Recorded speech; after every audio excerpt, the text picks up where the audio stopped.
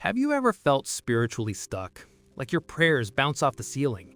Like there's a breakthrough waiting, but you can't reach it? You're not alone. Even committed believers find themselves in spiritual dry seasons, wondering why heaven feels silent. That's where biblical fasting comes in. Isaiah 58:6 says, "Is not this the kind of fasting I have chosen? To loose the chains of injustice and untie the cords of the yoke, to set the oppressed free and break every yoke." Fasting isn't about earning God's favor. It's about positioning yourself to receive what He's already prepared. By the end of this video, you'll understand how to fast biblically, avoid common mistakes, and experience genuine spiritual breakthrough. Jesus said in Matthew 17:21, "This kind does not go out except by prayer and fasting." Some spiritual battles require more than routine prayer. They demand intentional sacrifice. Ever notice how we ask God for breakthrough but never adjust our spiritual disciplines? Ever notice how we want supernatural results with natural effort? Ever notice how we expect transformation without consecration? Fasting breaks the cycle of spiritual complacency. It moves you from casual faith to radical dependence on God. The Bible repeatedly connects fasting with power. Moses fasted 40 days before receiving the law. Esther fasted 3 days before approaching the king. Daniel fasted 21 days before receiving prophetic revelation. One fast can break generational strongholds. One fast can shift atmospheres. One fast can open doors no human effort could unlock. One fast can restore what years have stolen. One fast can position you for divine appointments. Fasting doesn't just create discipline, it leaves marks on your spiritual authority. Many Christians pray for power but never deny their flesh. We want God's presence but won't sacrifice our comfort. We claim to hunger for righteousness while staying full of distractions. We declare spiritual warfare while feeding every physical appetite. This is what James 4:8 calls double-mindedness. Will you pursue comfort or consecration? You cannot have both. How an untamed appetite shows up today. Spiritual apathy. When physical satisfaction becomes your priority, spiritual hunger dies. Amos 8:11 warns of the famine, not of bread, but of hearing the words of the Lord. In today's world, spiritual apathy isn't just neglecting scripture. It's endless scrolling, binge watching, constant entertainment, and never creating space for God. Unanswered prayers. You keep asking, but nothing shifts. Joel 2:12 says, "Return to me with all your heart, with fasting and weeping and mourning." In today's world, unanswered prayers aren't just confusion. They're signs you need deeper consecration, intentional sacrifice, and focused intercession. Persistent strongholds. Patterns that won't break despite prayer. Mark 9:29 confirms some demons only leave through fasting. In today's world, persistent strongholds aren't just bad habits. They're spiritual bondages, generational curses, demonic assignments, and areas requiring supernatural intervention. Lack of clarity. You need direction but can't hear God clearly. Acts 13:2-3 shows the early church fasted before major decisions. In today's world, lack of clarity isn't just confusion. It's noise drowning out His voice, flesh overpowering spirit, and busyness replacing stillness. We treat fasting as a ritual instead of relationship. You've probably tried fasting like checking a religious box. You skip meals mechanically, watch the clock, and wonder why nothing changes. Isaiah 58 verse 5 asks, "Is this the kind of fast I have chosen? Only a day for people to humble themselves?" If fasting is mere rule following, then it produces nothing. True fasting pursues God's heart, not religious performance. We focus on duration instead of devotion. You think longer fasts mean stronger results. You measure spirituality by how many days you last. But Jesus said in Matthew 6:16, "When you fast, do not look somber as the hypocrites do." If your fast feeds pride, then it's already failed. God measures heart surrender, not calendar days. We fast without prayer. You deny food but never increase time with God. You sacrifice meals but fill the time with distractions.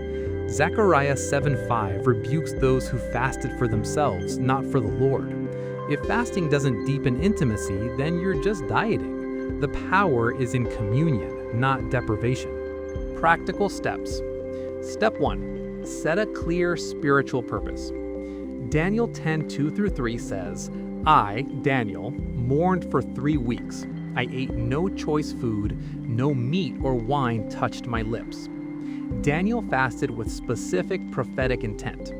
If your fast lacks purpose, pray about what God is calling you to seek. Breakthrough over anxiety, clarity about a decision, deliverance from addiction, restoration of relationships. Your purpose determines your prayer focus. Step 2. Choose your fasting method biblically. Esther 4:16 describes a complete fast. Acts 10:30 mentions partial fasting. 1 Corinthians 7:5 references temporary abstinence. If you're beginning, start with a partial fast, like the Daniel fast, vegetables and water.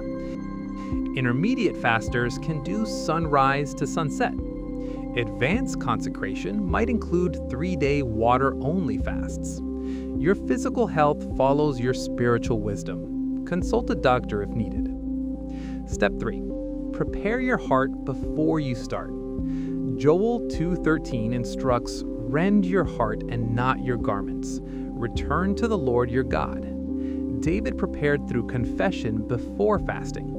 If your heart holds unforgiveness, fasting won't work. Repent of known sin. Forgive those who hurt you. Surrender control to God.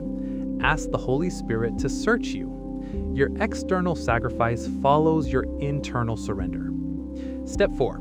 Replace meals with scripture and prayer. Matthew 4:4 declares, man shall not live on bread alone, but on every word that comes from the mouth of God. Jesus fasted 40 days and fought temptation with scripture. If your fasting time becomes wasted time, you've missed a point. When hunger hits, open your Bible. When weakness comes, worship. When distractions arise, pray. Feed your spirit what you're denying your flesh. Step 5. Expect spiritual resistance. Nehemiah 4:1-3 shows that when God's people rebuild, the enemy attacks.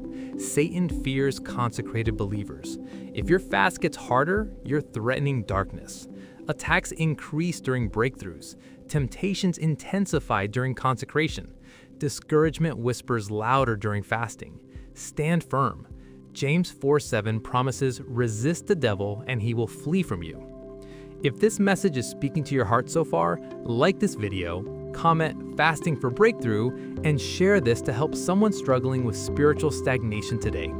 Step 6. Guard your motives from pride. Matthew 6:17-18 instructs, when you fast, put oil on your head and wash your face, so that it will not be obvious to others that you are fasting, but only to your Father. Pride destroys fasting's power. If your fast becomes a testimony before it becomes transformation, you've lost a blessing. Fast in secret.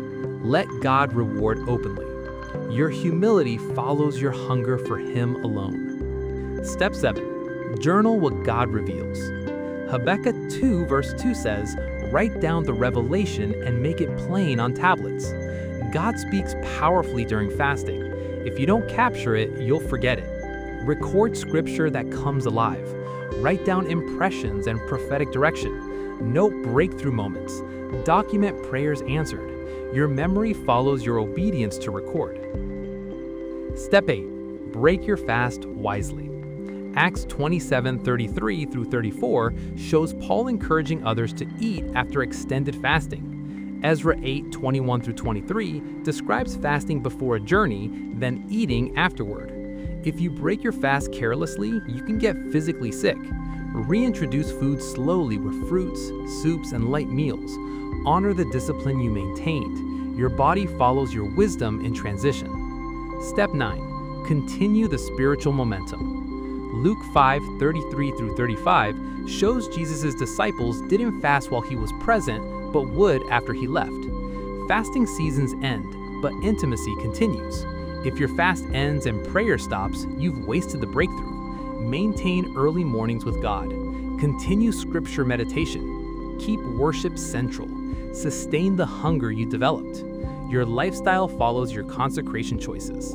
Biblical benefits of a transformed prayer life through fasting. Supernatural clarity for decisions. Deliverance from strongholds and addictions. Increased sensitivity to the Holy Spirit. Breakthrough in relationships and finances. Healing physically, emotionally, and spiritually. Prophetic revelation and divine strategy. Greater authority over the enemy. Proverbs 10:27 says, "The fear of the Lord adds length to life." Imagine being someone whose prayers move mountains, not just mention problems, whose faith attracts miracles, not just acknowledges needs, whose life demonstrates power, not just discusses theology. That's what happens when God transforms your spiritual disciplines through fasting. Even when tempted in the wilderness after 40 days of fasting, Jesus did not compromise. Matthew 4:1-11. Even when facing the cross, Jesus fasted through prayer in Gethsemane. Luke 22:44. Even when establishing his ministry, Jesus withdrew to fast and pray. Mark 1:35. He fasted with faith, with focus, with surrender, with authority, with humility, with purpose.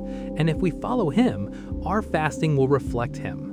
Fasting can position you for breakthrough or remain empty ritual. It can unlock heaven or become religious performance. It can transform your prayer life or waste your time. But with God's help, fasting becomes the key that opens impossible doors. It breaks chains you couldn't break yourself. It silences voices that drowned out God. It restores what years stole. It positions you for divine appointments. Remember, consecration attracts presence. Sacrifice positions for breakthrough. Hunger invites revelation. Surrender unlocks authority. Discipline creates capacity. Devotion transforms character. You don't just fast by willpower, you fast by surrendering your appetite to God's purpose. If this blessed you today, like this video, comment "Ready to Fast," and share this with someone who needs encouragement. And don't forget to subscribe to this channel for more biblical, practical, and life-changing teachings. God bless you, and may your fasting reflect Christ in everything you seek.